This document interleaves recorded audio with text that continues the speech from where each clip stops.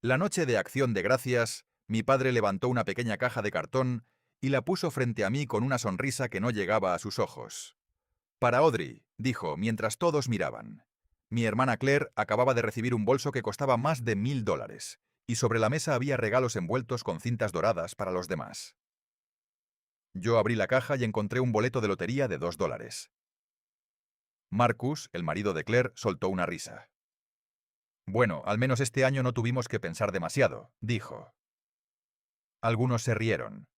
Yo también sonreí porque llevaba años aprendiendo a hacerlo cuando mi familia convertía mi incomodidad en entretenimiento. Guardé el boleto en el bolsillo de mi chaqueta y dije gracias. No sabía que, unas horas después, ese pedazo de papel iba a cambiar mi vida y a mostrarme quiénes eran realmente las personas que habían pasado tantos años diciéndome que yo era parte de su familia.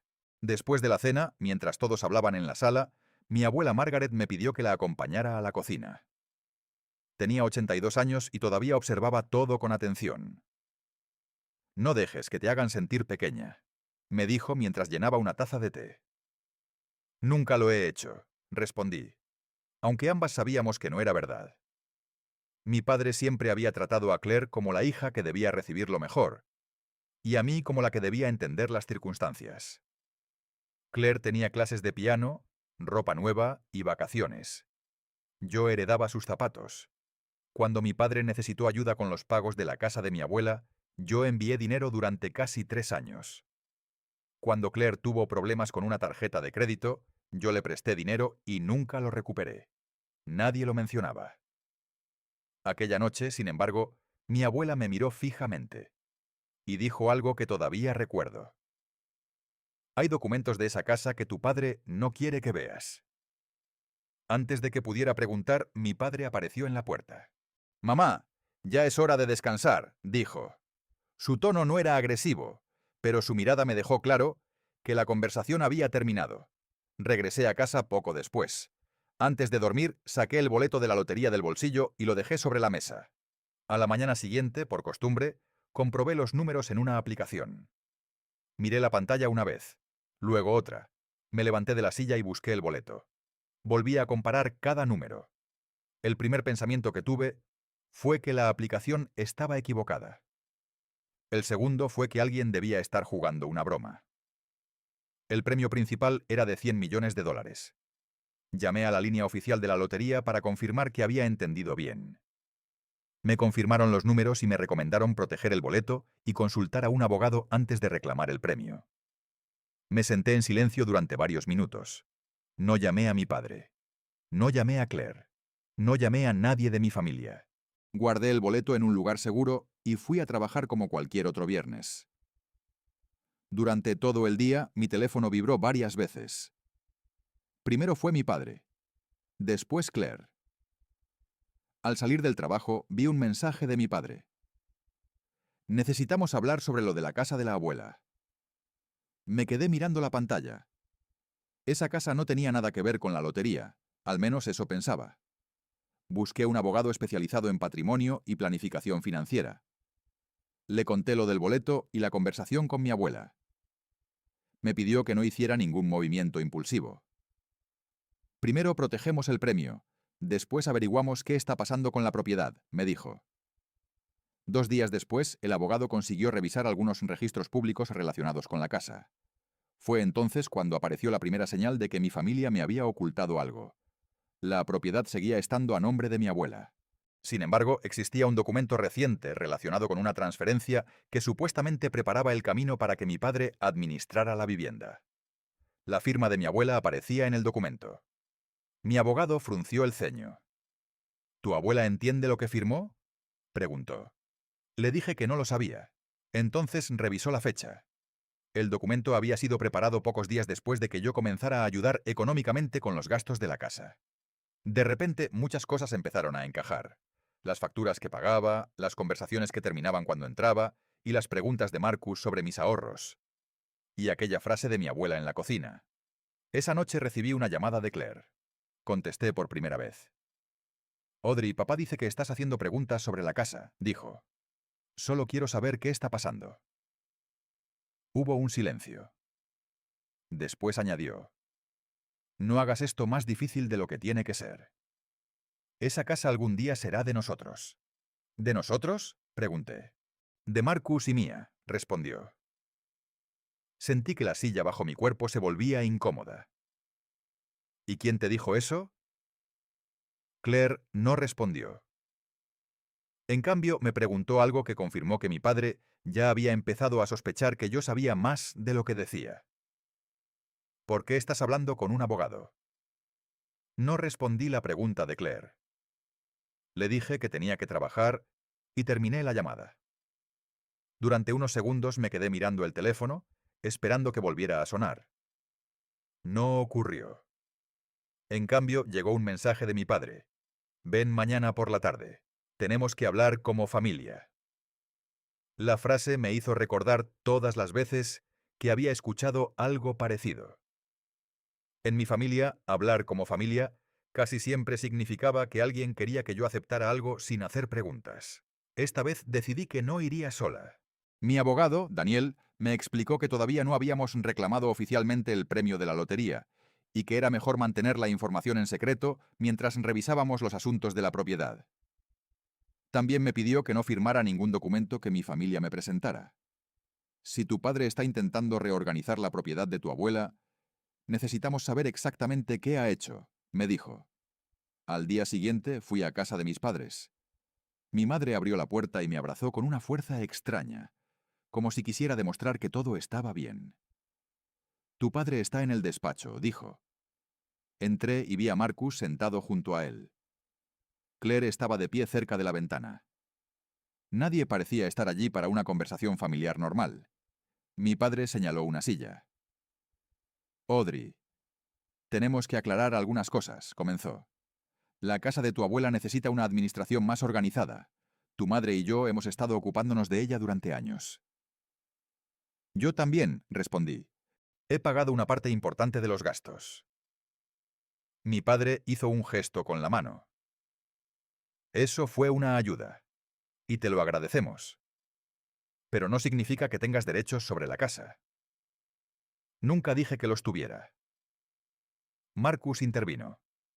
El problema es que estás buscando abogados y creando tensión. Lo miré. ¿Cómo sabes que estoy buscando abogados? Se quedó callado durante un instante.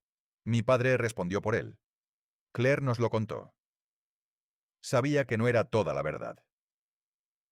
¿Y por qué están tan preocupados por algo que, según ustedes, no me pertenece? Mi padre cambió de expresión. Porque eres mi hija y no quiero que cometas un error. Después sacó una carpeta. Dentro había un documento que supuestamente demostraba que mi abuela había autorizado a mi padre a administrar la propiedad y negociar cualquier futura venta. Lo leí lentamente. Había términos legales que no entendía por completo, pero reconocí la firma de mi abuela. ¿Cuándo firmó esto? Hace unos meses, respondió mi padre. ¿Estaba presente? No necesitas saber todos los detalles. Esa respuesta fue suficiente para mí.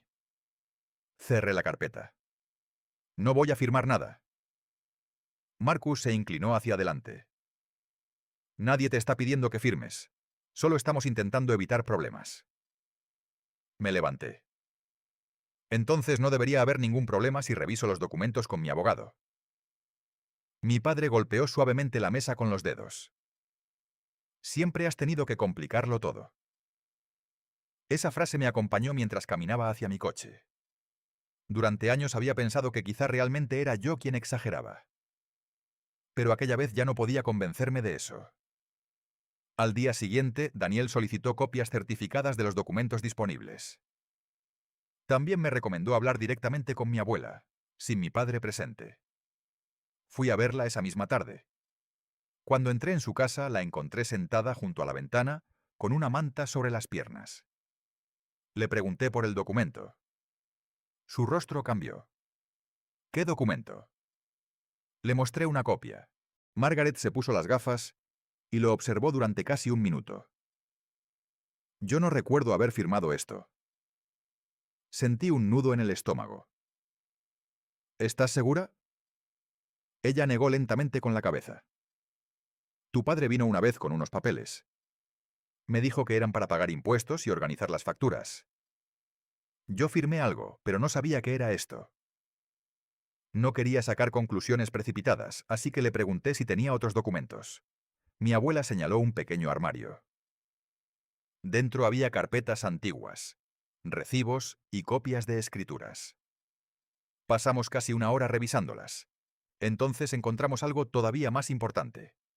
Una copia de un testamento anterior indicaba que, si mi abuela fallecía sin modificarlo, la casa no pasaría directamente a mi padre. La propiedad quedaría repartida entre sus 3 nietos, yo incluida, mientras que mi padre tendría únicamente derecho a administrar ciertos asuntos durante un periodo limitado. Mi abuela respiró profundamente.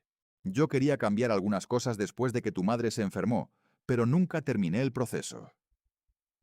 ¿Y papá sabe que existe este testamento? Por supuesto. Él estuvo conmigo cuando lo preparé. Esa noche entregué todo a Daniel. Él revisó cada página y me explicó que no podía asumir que el documento reciente fuera válido, pero había suficientes inconsistencias para investigarlo formalmente. Mientras hablábamos, mi teléfono recibió una notificación. Era un mensaje de Marcus. Tenemos que hablar, sé que has ganado la lotería. Me quedé inmóvil. No había contado a nadie, ni siquiera a Claire. Daniel levantó la vista. ¿Quién es? Le mostré la pantalla. El marido de mi hermana. Daniel leyó el mensaje y luego me preguntó algo que cambió por completo el rumbo de la historia. ¿Quién más sabía del boleto? Le dije que únicamente mi padre había comprado el boleto y que yo lo había guardado desde aquella noche. Daniel se quedó pensativo. Entonces alguien de tu familia debe haber hablado con alguien de la lotería, con el vendedor o con una persona que te haya visto comprobar el boleto. Llamé a la línea oficial y expliqué la situación.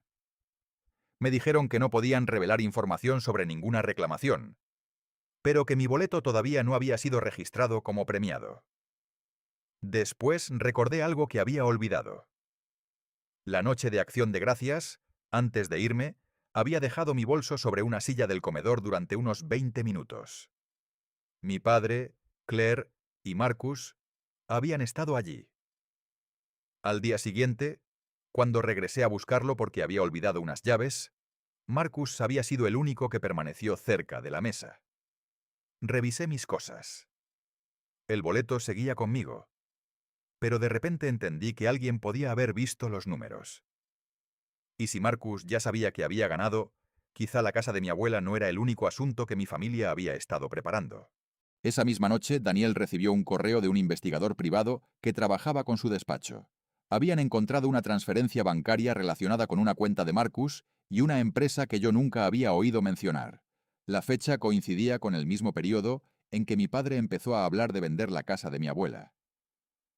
Daniel me llamó y dijo una frase que me hizo sentarme antes de escuchar el resto. Audrey, creo que esto va mucho más allá de una propiedad. Daniel me pidió que no llamara a Marcus ni a mi padre después de aquella conversación. Su voz se mantuvo tranquila, pero por primera vez desde que había empezado todo, noté que estaba tomando notas mientras hablaba conmigo. No sabemos todavía qué significa esa transferencia, me dijo. Pero sí sabemos que no conviene advertirles de lo que estamos investigando. Al día siguiente me reuní con él en su despacho. Sobre la mesa había copias de registros bancarios, documentos de la propiedad y algunos contratos relacionados con una pequeña empresa de remodelación que pertenecía a Marcus. Yo conocía esa empresa de nombre porque durante años había escuchado a mi hermana decir que algún día sería un negocio importante. Lo que no sabía era que mi padre había estado involucrado financieramente. Daniel señaló una transferencia hecha desde una cuenta vinculada a mi padre hacia la empresa de Marcus. La cantidad no era suficiente para comprar una casa, pero sí era demasiado grande para considerarla un simple préstamo familiar. ¿Para qué fue?, pregunté. Todavía no lo sabemos, respondió. Pero mira la fecha. Era apenas 3 semanas después de que mi padre comenzara a decirle a mi abuela que la casa necesitaba reparaciones costosas. Entonces entendí por qué Marcus había preguntado tantas veces por el estado de la vivienda. Durante meses había ido allí para revisar el techo, la calefacción y las tuberías. Yo había confiado en él porque era familia. Ahora cada visita parecía tener otro significado. Daniel contrató a un perito para revisar los documentos relacionados con las reparaciones. El resultado fue extraño. Algunas facturas correspondían a trabajos que sí se habían realizado, pero otras tenían descripciones vagas y precios que no coincidían con los valores habituales. No era suficiente para acusar a nadie de un delito, pero sí para justificar una revisión completa. Mientras tanto, yo tenía que decidir qué hacer con el premio.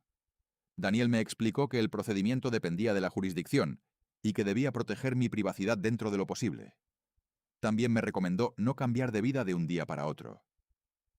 Si empiezas a comprar casas y coches mañana, todo el mundo sabrá que ocurrió algo, dijo. Yo asentí. Durante años había vivido con cuidado porque mi sueldo no me permitía grandes errores. Ahora tenía delante una cantidad de dinero que podía resolver casi cualquier problema, pero también podía convertir cada relación en una negociación. Por eso decidí que nadie de mi familia sabría todavía cuánto había ganado. Reclamaría el premio siguiendo el procedimiento legal y después establecería límites claros. La primera persona a la que se lo conté fue mi abuela. Ella se quedó en silencio cuando le expliqué que el boleto que mi padre me había dado como una broma había resultado premiado. ¿Cuánto?, preguntó. 100 millones antes de impuestos. Margaret dejó la taza sobre la mesa. Audrey, no le digas a tu padre. No pensaba hacerlo. Ella bajó la mirada. Tu padre no siempre fue así. No le respondí. Había escuchado esa frase muchas veces. Siempre aparecía cuando alguien intentaba justificar algo que no podía defenderse. Esa tarde, sin embargo, mi abuela me contó algo que nunca había sabido. Después de que mi abuelo murió, mi padre se hizo cargo de varias cuentas de la familia. Al principio lo hizo porque ella estaba atravesando un periodo difícil. Con los años empezó a tomar decisiones sin consultarla. Me decía que era más fácil así, explicó. Y yo confiaba en él. Entonces entendí que la situación con la casa no había comenzado conmigo. Mi padre llevaba años aprendiendo que podía controlar las decisiones de mi abuela si presentaba todo como una ayuda. Cuando salí de su casa, recibí un mensaje de Claire. Papá quiere que firmes un acuerdo sobre la casa. Dice que es lo mejor para todos. Respondí, no voy a firmar nada sin mi abogado. Claire tardó unos minutos en contestar. Siempre haces que todo sea complicado. Le escribí una sola frase. Esta vez quiero saber la verdad. No volvió a responder. 2 días después, mi abogado me acompañó a reclamar oficialmente el premio. El proceso fue más frío de lo que había imaginado. No hubo cámaras ni aplausos. Solo formularios, verificaciones de identidad, asesoramiento financiero y varias firmas. Una parte del premio quedó destinada a impuestos y obligaciones correspondientes. Daniel insistió en que no tomara decisiones importantes durante los primeros meses. Yo acepté. Cuando finalmente confirmé que el dinero estaba asegurado, me fui a casa y me senté en la misma silla donde había comprobado los números por primera vez. Miré alrededor de mi pequeño apartamento. No había nada especial allí. Una mesa sencilla, una lámpara vieja y fotografías de mi abuela. Por primera vez, aquel lugar no me pareció pequeño. Me pareció mío. Esa misma noche mi padre llamó. Audrey, tenemos que hablar, dijo. No respondí. Llamó otra vez. Luego Claire. Después Marcus. Finalmente llegó un mensaje de Marcus. Sé que ya reclamaste el premio. No puedes esconderlo. Le mostré el teléfono a Daniel. Ahora sabemos que alguien les confirmó que ganaste, dijo. Y eso puede ser importante. Al día siguiente, el investigador descubrió que Marcus había estado preguntando discretamente en el establecimiento donde mi padre compró el boleto. No había conseguido información oficial, pero había hablado con un empleado que recordaba que el boleto se había comprado junto con varios productos de Acción de Gracias. Además, una cámara de seguridad mostraba a Marcus entrando al establecimiento 2 días después. No había cometido ningún delito por preguntar, pero la secuencia demostraba que había buscado información sobre el boleto antes de enviarme aquel mensaje. Entonces apareció un segundo dato. El mismo investigador encontró una conversación pública en la que Marcus había mencionado semanas antes que pronto tendría capital para ampliar su negocio. La fecha de aquella conversación era anterior al supuesto acuerdo sobre la casa. Daniel conectó los documentos sobre la propiedad con las transferencias de dinero y comenzó a construir una línea temporal. Cuanto más revisábamos, más claro parecía que mi padre y Marcus habían estado preparando una operación alrededor de la casa de mi abuela. Pero todavía faltaba saber qué pretendían hacer con ella. La respuesta llegó cuando Daniel recibió una copia de un contrato de venta preliminar. La casa había sido ofrecida a una empresa inmobiliaria por una cantidad muy inferior a su valor de mercado, y el nombre de la persona que figuraba como intermediaria era una persona que conocía perfectamente. Una antigua compañera de trabajo de Marcus. Entonces Daniel señaló la última página. Allí aparecía una comisión que habría recibido la empresa de Marcus si la operación se completaba. De repente, la razón de todas aquellas reparaciones, documentos y conversaciones familiares estaba frente a mí. No querían simplemente quedarse con la casa. Querían convertirla en una fuente de dinero y necesitaban que mi abuela firmara sin comprender lo que estaba aprobando. Pero había algo que todavía no entendía. Si el plan era vender la casa, ¿por qué necesitaban que yo firmara también? Daniel levantó la vista de los papeles. Porque, Audrey, según el testamento que encontramos, tú podrías tener una participación legal en esa propiedad. Cuando Daniel terminó la frase, volví a mirar la copia del testamento que mi abuela había guardado durante tantos años.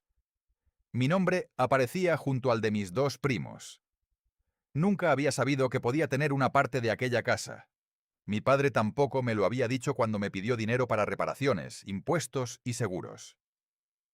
Durante años había pensado que estaba ayudando a mantener el hogar de mi abuela. Ahora entendía que también había estado pagando gastos relacionados con un patrimonio del que quizá tenía derechos. Daniel me explicó que el testamento antiguo no significaba automáticamente que yo pudiera detener cualquier operación, porque había que determinar cuál era el documento válido y si existían modificaciones posteriores. Pero sí significaba que cualquier intento de vender la propiedad sin aclarar primero los derechos de los beneficiarios podía convertirse en un problema serio. No quiero una guerra con mi familia, le dije. Solo quiero que nadie engañe a mi abuela. Daniel cerró la carpeta. Entonces ese debe ser nuestro objetivo. Decidimos solicitar formalmente información sobre el documento que mi padre decía haber obtenido de mi abuela. También pedimos que se revisaran las firmas y la forma en que el documento había sido preparado. Mientras tanto, mi padre seguía llamándome. Finalmente contesté. ¿Por qué no vienes a hablar conmigo?, preguntó. Porque cada vez que hablamos, aparece un documento que yo no conocía. Hubo silencio.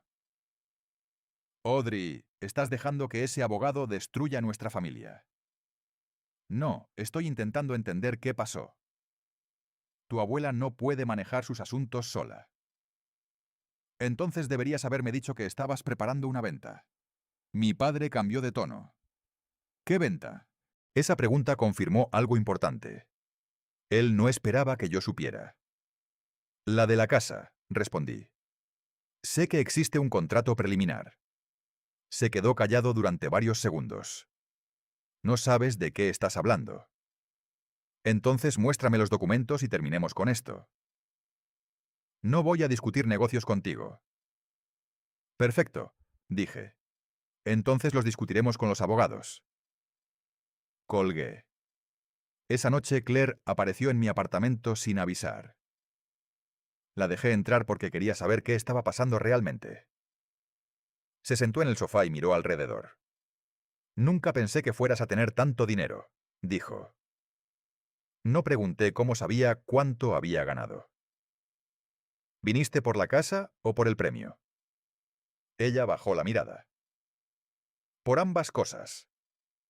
Al menos eres sincera. Claire respiró profundamente. Marcus tiene deudas. Era la primera vez que lo admitía. La empresa no va bien desde hace meses. Papá pensaba que la venta de la casa podía ayudarlo a salir adelante. ¿Y tú lo sabías? Ella tardó demasiado en responder. Sabía que estaban buscando una solución. ¿Sabías que mi abuela no entendía el documento?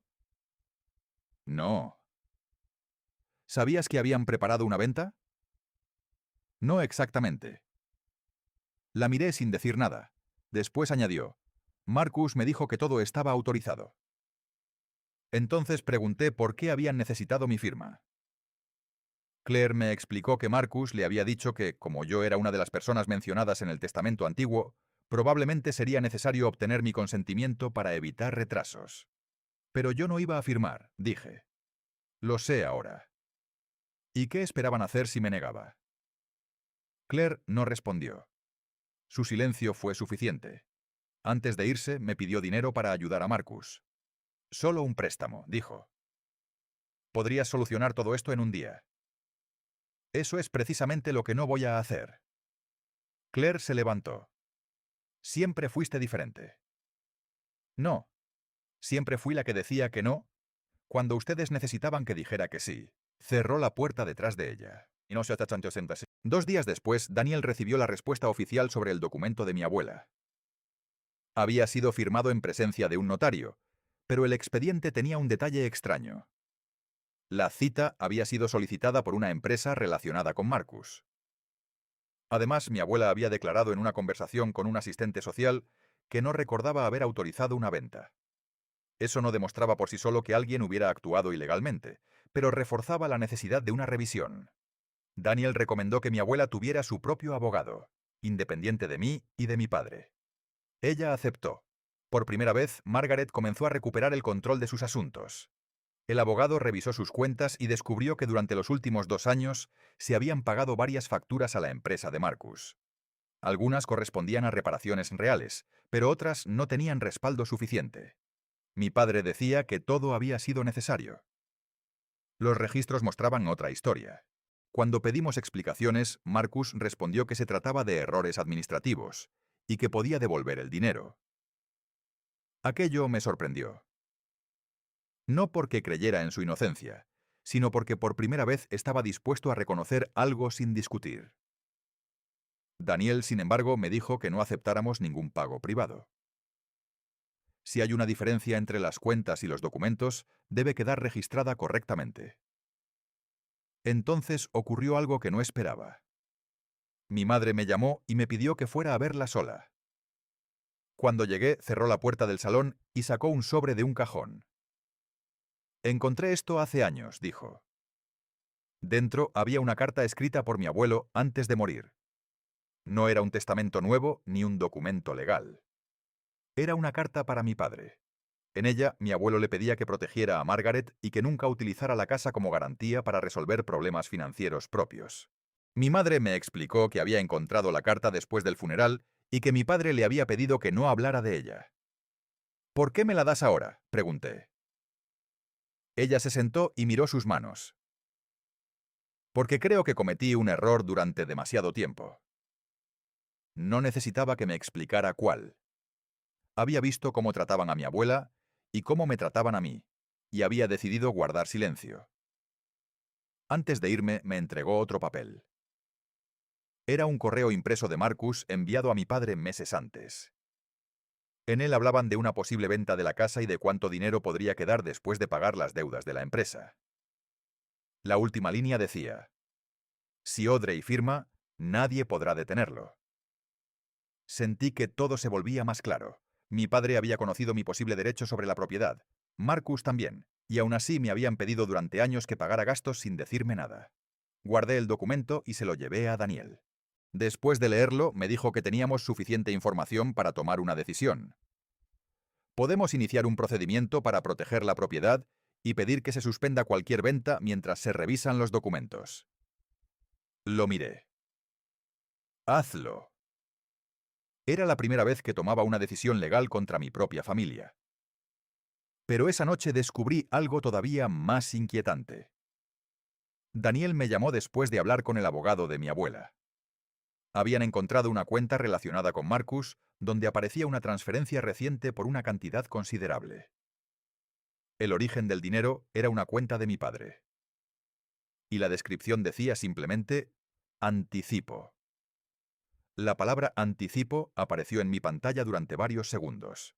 Daniel me explicó que todavía no podíamos saber con certeza para qué se había enviado ese dinero, pero la fecha era importante. La transferencia se había realizado después de que yo reclamara el premio y antes de que mi padre supiera oficialmente que yo había contratado abogados para revisar la propiedad. ¿Crees que estaban intentando adelantarse?, pregunté. Creo que debemos averiguar exactamente qué compraron o reservaron con ese dinero, respondió. El investigador siguió el rastro de la transferencia y encontró algo que no esperaba. Marcus había utilizado parte de ese dinero para pagar una deuda empresarial y otra parte como depósito para un nuevo local comercial. En los documentos del alquiler figuraba una fecha de apertura prevista para 2 meses después. Si la venta de la casa se completaba, Marcus tendría dinero suficiente para cubrir el resto de la operación. Eso explicaba por qué había tanta prisa. También explicaba por qué mi padre había intentado convencerme de firmar sin darme tiempo para consultar a nadie. La casa de mi abuela no era simplemente un patrimonio familiar. Para Marcus se había convertido en una pieza de su plan financiero. Pero todavía faltaba entender el papel de mi padre. Daniel pidió información sobre los movimientos de las cuentas relacionadas con la propiedad. Encontramos pagos que mi padre había realizado durante años, pero también varios retiros que no estaban claramente relacionados con las necesidades de mi abuela. Cuando le pregunté por ellos, dijo que eran gastos familiares y que yo no tenía derecho a revisar sus cuentas. Daniel estuvo de acuerdo en que no podíamos exigir acceso a todo, pero algunos movimientos sí estaban vinculados directamente con la administración de la propiedad. Entonces decidimos presentar la documentación ante el tribunal correspondiente y solicitar una revisión formal. Mi abuela también cambió de abogado. Por primera vez tenía una persona que trabajaba únicamente para proteger sus intereses. El nuevo abogado habló con ella durante casi 2 horas. Después le preguntó si quería mantener la casa. Margaret respondió sin dudar, sí. No quería venderla. No quería que se convirtiera en un negocio. Quería vivir allí mientras pudiera y cuando llegara el momento, dejarla a sus nietos según sus propias decisiones. Aquella declaración cambió todo. Ya no se trataba de interpretar lo que ella quería. Ella lo había dicho claramente. Mi padre recibió la notificación del procedimiento y me llamó inmediatamente. ¿Cómo pudiste hacerme esto?, preguntó. No te estoy haciendo nada. Estamos protegiendo la casa de mamá. Soy su hijo. Y ella es una adulta que puede decidir sobre sus bienes. Estás usando tu dinero para poner a todos contra mí. Mi dinero no tiene nada que ver con esto. Él soltó una risa corta. Claro que sí. Desde que ganaste la lotería te crees intocable. No respondí. Porque aquella frase me confirmó algo que llevaba días sospechando. Mi padre no estaba preocupado por mí. Estaba preocupado por lo que mi dinero podía hacer, con el equilibrio de poder de nuestra familia. Después de esa llamada, Daniel me aconsejó que no discutiera más directamente con él. Toda comunicación debía quedar registrada y pasar por los abogados cuando fuera posible. Mientras avanzaba el procedimiento, recibí otra sorpresa. Un investigador había encontrado fotografías de Marcus entrando varias veces a un hotel con una mujer que no era Claire. Al principio pensé que no tenía relación con la casa. Daniel también me dijo que no debíamos mezclar asuntos personales con el conflicto patrimonial sin una razón clara. Pero el nombre de la mujer apareció en documentos relacionados con la empresa de Marcus. Era la misma antigua compañera de trabajo que figuraba como intermediaria de la venta. No quise sacar conclusiones. Pedimos únicamente verificar si tenían una relación profesional real. La respuesta llegó rápido. Ella había trabajado con Marcus durante años, pero recientemente había dejado la empresa para crear una agencia inmobiliaria. Además, varias comunicaciones mostraban que Marcus había estado negociando con ella una comisión privada relacionada con la venta de la casa. Eso ya era relevante. Lo que ocurrió después fue todavía más difícil para Claire. La mujer contactó con el abogado de mi abuela porque, según dijo, quería aclarar su participación antes de que el asunto llegara a una audiencia. No quería ser acusada de algo que no había hecho. Entregó correos y mensajes que mostraban conversaciones entre ella y Marcus. En uno de ellos, Marcus hablaba de la casa como si la venta estuviera prácticamente asegurada. En otro, decía que la familia terminaría aceptando cuando Audrey entendiera cuánto dinero podía ganar. Eso me dolió más de lo que esperaba. No porque hubiera querido creer en Marcus, sino porque recordé cuántas veces había confiado en él para cuidar de mi hermana. Claire se enteró de los mensajes por su abogado y decidió enfrentarlo. Esa misma noche me llamó. Audrey, necesito preguntarte algo. Dime, ¿sabías que Marcus estaba viendo a otra mujer? No respondí inmediatamente. Hay fotografías y mensajes, dije. Pero no quiero ser yo quien te diga qué debes pensar. Claire empezó a llorar. Lo sabía. Había cosas que no entendía, pero siempre me decía que era por trabajo. Después me contó que Marcus llevaba meses distante, que había ocultado gastos y que había empezado a llegar tarde a casa. Lo más extraño era que Claire no estaba enojada conmigo. Estaba intentando entender cuánto de su matrimonio había sido una mentira. Al día siguiente, el abogado de mi abuela recibió una propuesta de acuerdo. Mi padre ofrecía retirar cualquier intento de vender la casa durante un periodo limitado si yo aceptaba pagar una cantidad considerable a Marcus y cubrir ciertas deudas familiares. Daniel leyó la propuesta y me preguntó qué quería hacer. No voy a comprar mi propia tranquilidad, respondí. Entonces la rechazaremos. La audiencia preliminar quedó fijada para unas semanas después.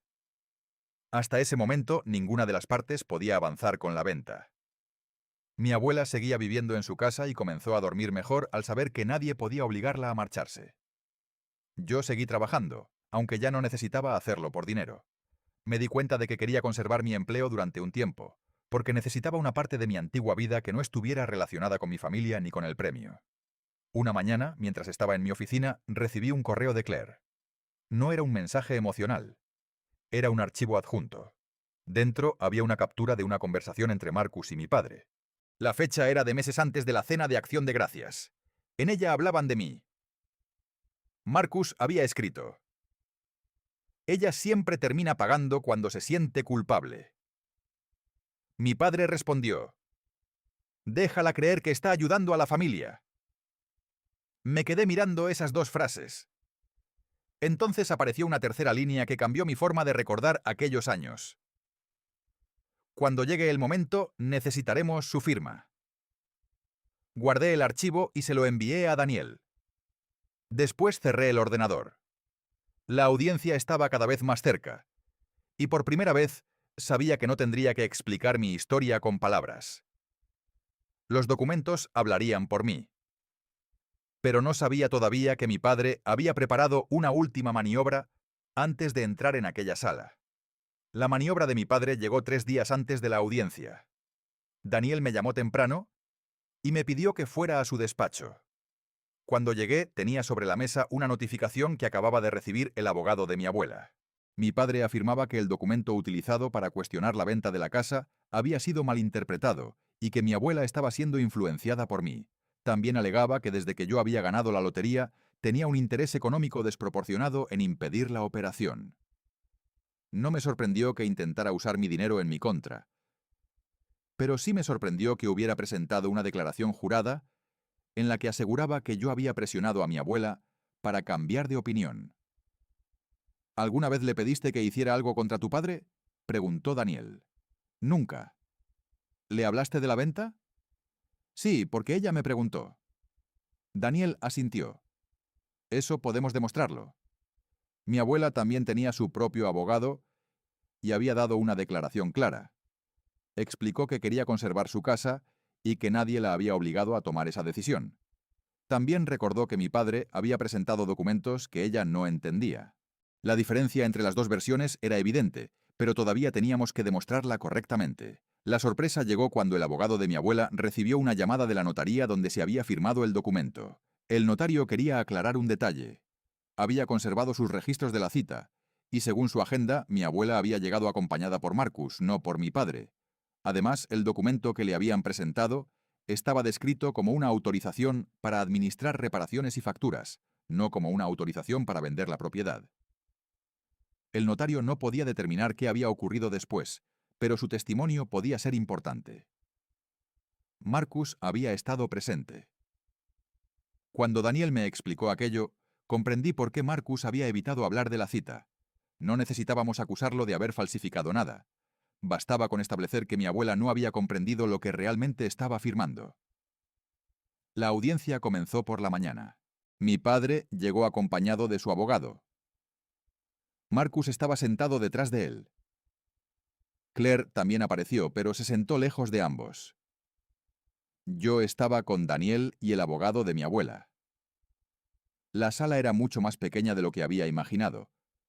No había nada parecido a una escena de película. Solo personas esperando su turno y abogados revisando documentos. Cuando llegó nuestro momento, el juez escuchó primero a los abogados.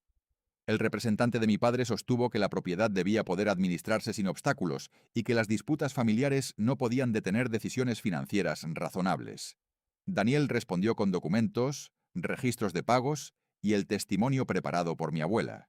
Después presentó el documento de venta preliminar y explicó que la operación beneficiaba económicamente a una empresa relacionada con Marcus.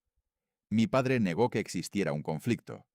Entonces Daniel mostró los registros de transferencias y la comisión acordada con la intermediaria. Marcus comenzó a hablar con su abogado en voz baja. El juez pidió silencio. Después preguntó directamente quién había autorizado la venta. El abogado de mi padre señaló el documento firmado por mi abuela. Entonces llegó el momento que habíamos estado esperando.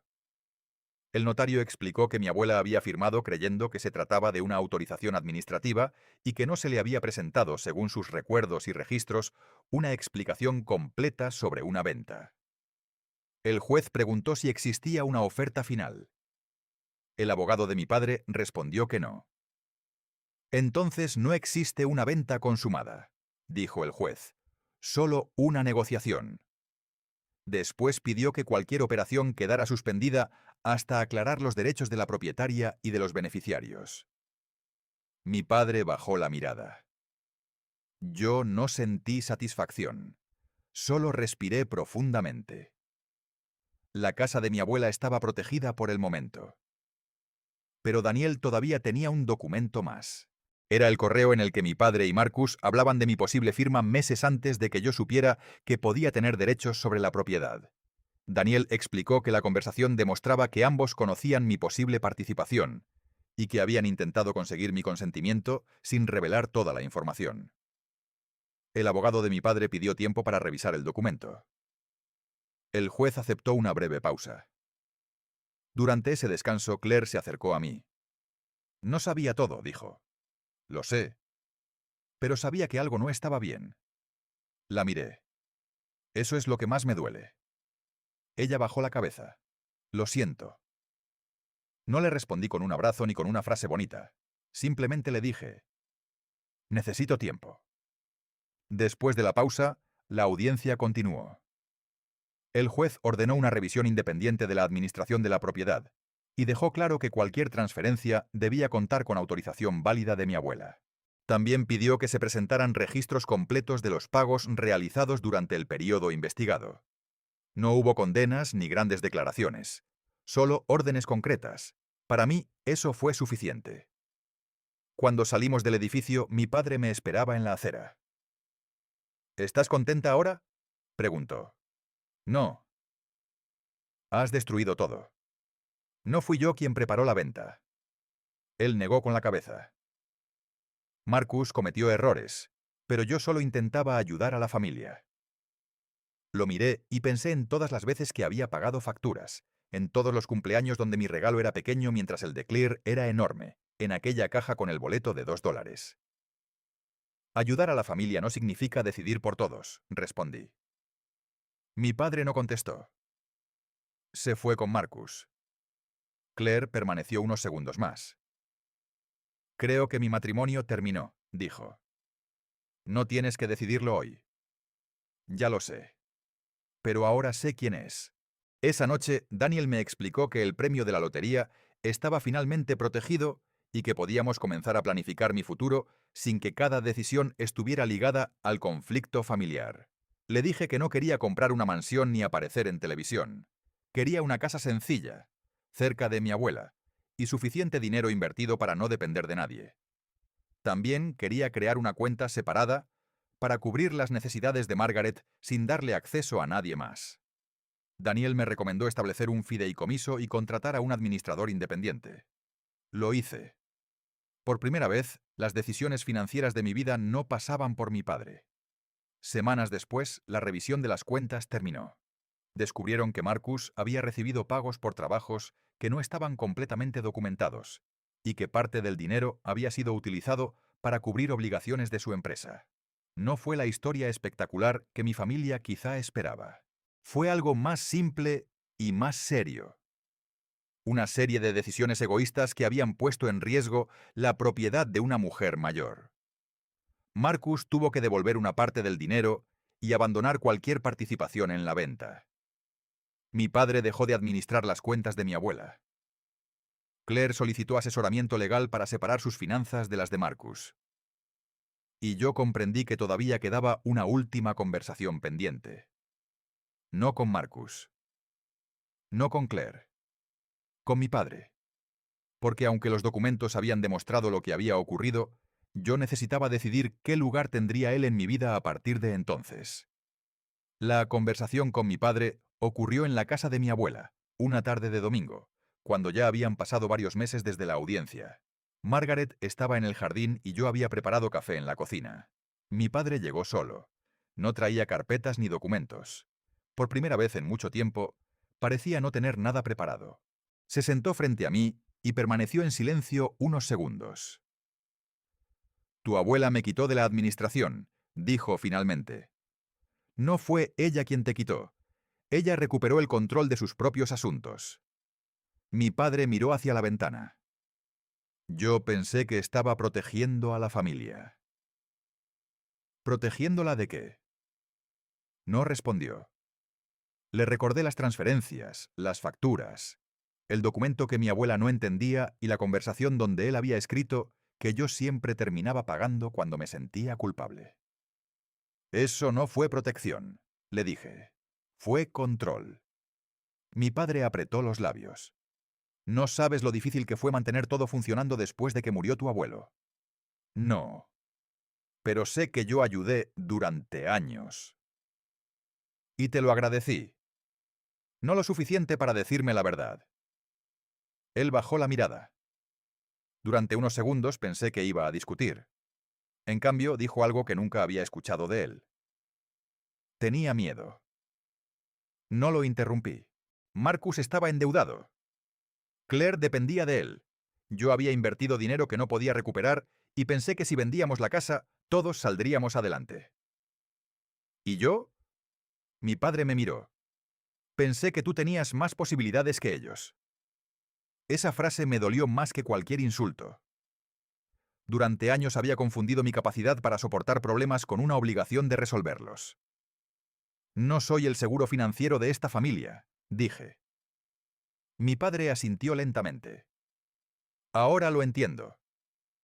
No sabía si realmente lo entendía, pero no necesitaba convencerlo. Le expliqué que no iba a perseguirlo, ni a quitarle nada, ni a utilizar mi dinero para castigarlo. Tampoco iba a pagar sus deudas. Si quería tener una relación conmigo, tendría que existir sin condiciones económicas. ¿Y si no puedo?, preguntó. Entonces tendremos distancia. Se quedó sentado un rato. Finalmente se levantó y caminó hacia la puerta. Antes de salir se detuvo. Tu abuela siempre supo que eras la más fuerte. Sonreí ligeramente. No necesitaba ser fuerte. Solo necesitaba que dejaran de ponerme a prueba. Mi padre se fue sin responder. Después entré al jardín. Mi abuela estaba sentada bajo el árbol que mi abuelo había plantado décadas atrás. Le conté que había hablado con él. ¿Y qué decidiste?, preguntó. Que no quiero vivir pensando en lo que hizo. Margaret asintió. Eso es diferente de perdonarlo. Sí. No sé si algún día podré perdonarlo. Pero ya no quiero que sus decisiones controlen mi vida. Durante los meses siguientes, mi vida cambió de una manera mucho menos espectacular de lo que la gente habría imaginado si hubiera sabido que había ganado $100 millones. Compré una casa cómoda, no demasiado grande, a poca distancia de la de mi abuela. Contraté a un administrador financiero independiente y establecí un plan para invertir la mayor parte del dinero de manera conservadora. También reservé una cantidad para ayudar a Margaret con sus cuidados y mantenimiento de la casa. Pero todo quedó organizado legalmente para que nadie pudiera convertir esa ayuda en una nueva forma de control. Dejé mi antiguo trabajo unos meses después. No porque odiara trabajar, sino porque por primera vez podía elegir qué hacer con mi tiempo. Empecé a colaborar con una organización local que ayudaba a personas mayores a comprender documentos financieros y contratos básicos. No quería convertirme en una salvadora. Solo quería que otras personas tuvieran la oportunidad de hacer preguntas antes de firmar algo que no entendían. Claire terminó separándose de Marcus. Descubrió que había más deudas de las que él había reconocido y decidió proteger sus propias finanzas. No volvimos a ser las hermanas inseparables que nunca habíamos sido, pero empezamos a hablar con honestidad. Una tarde me llamó y me dijo: «Quiero devolverte el dinero que te debo». Le respondí que no necesitaba que me lo devolviera de inmediato. Ella insistió: «No quiero que nuestra relación empiece otra vez con una deuda». Aquella frase me hizo comprender que algo había cambiado también en ella. Acepté que estableciera un plan de pagos. No por el dinero, sino porque era importante que la relación tuviera límites diferentes. Marcus perdió el negocio que había intentado expandir con el dinero de la venta y tuvo que cerrar el nuevo local antes de abrirlo. Mi padre dejó de intervenir en las finanzas de mi abuela y empezó a visitarla solo cuando ella lo invitaba. No hubo una gran reconciliación familiar. Algunas heridas no desaparecen porque alguien diga «lo siento». Lo que cambió fue que ya nadie podía tomar decisiones por mí usando la culpa. Y eso fue mucho más importante que el dinero. Un año después de aquella cena de Acción de Gracias, volví a celebrar la fiesta en casa de mi abuela. Margaret preparó su receta habitual y todos llegaron con algo para compartir. Mi padre llevó un pastel. Claire llevó una ensalada. Yo llevé el postre. Nadie hizo bromas sobre regalos baratos. Nadie habló de mi dinero. En un momento de la noche, Margaret abrió una pequeña caja y me la entregó. Dentro estaba el boleto de lotería original, guardado en una funda protectora. «¿Por qué lo conservaste?», pregunté. «Porque quiero que recuerdes algo», respondió. «¿El día que gané?». Ella negó con la cabeza. «El día que descubriste que no tenías que comprar el amor de nadie». Miré aquel pequeño papel y pensé en la noche en que mi familia se había reído de mí por recibir un regalo de $2. Si alguien me hubiera dicho entonces que ese boleto terminaría cambiando mi vida, habría pensado que hablaba de dinero, pero el dinero solo fue la parte visible de todo lo que ocurrió después. Lo verdaderamente importante fue aprender a distinguir entre ayudar y permitir que otros me utilizaran, entre mantener la paz y aceptar una injusticia, entre perdonar y volver a entregar el control. No usé mi fortuna para vengarme de mi padre, de Marcus ni de nadie. La utilicé para comprar algo que durante años había pensado que no podía permitirme. Libertad para decidir. Hoy sigo teniendo una relación complicada con mi familia. Algunas conversaciones son fáciles y otras no. Mi padre todavía intenta aconsejarme de vez en cuando, y yo todavía sé decirle que no. Mi hermana está reconstruyendo su vida poco a poco. Mi abuela sigue en su casa, rodeada de sus plantas y de las fotografías de toda una vida. Y yo, cada vez que entro por aquella puerta, recuerdo que una vez pensé que ser la hija sobrante significaba que valía menos. Ahora sé que solo significaba que había pasado demasiado tiempo buscando aprobación en un lugar donde siempre me habían pedido que demostrara mi valor. El boleto que mi padre me dio para humillarme terminó dándome dinero. Sí, pero la verdadera victoria fue mucho más sencilla. Por fin aprendí que mi vida no tenía que ser el precio de la tranquilidad de los demás.